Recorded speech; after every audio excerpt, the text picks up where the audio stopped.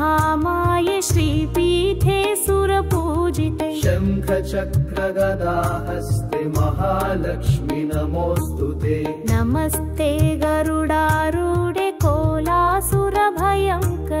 सर्वपापहरे देवी महालक्ष्मी नमोऽस्तुते सर्वज्ञे सर्ववरदे सर्वदुष्टभयङ्करि सर्वदुःखहरे देवी महालक्ष्मी नमोऽस्तुते सिद्धिबुद्धिप्रदे देवी भुक्तिमुक्तिप्रदायिनि मन्त्रमूर्ते सदा देवी महालक्ष्मी नमोऽस्तुते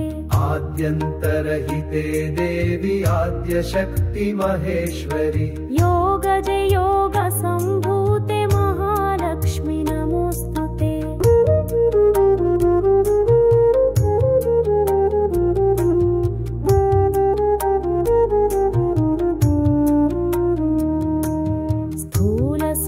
स्थूलसूक्ष्ममहारौद्रे महाशक्ते महोदरे महापापहरे देवी महालक्ष्मी नमोऽस्तुते पद्मासनस्थिते देवी परब्रह्मस्वरूपिणी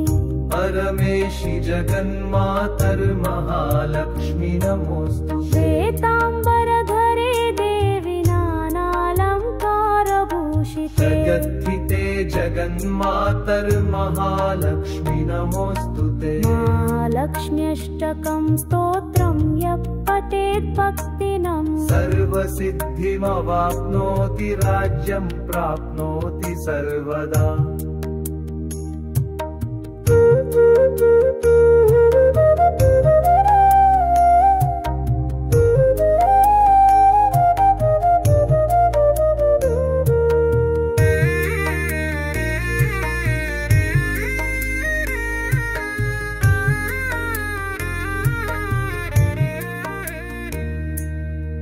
एककालं पठेन् नित्यं महापापविनाशनं विकालं यः पठेन् नित्यं धनधान्यसमन्वितं त्रिकालं यः पठेन् नित्यं महाशत्रुविनाशनम् महालक्ष्मीर्भवेन् नित्यं प्रसन्नवरदा शुभा इति श्रीमहालक्ष्म्यष्टकम्।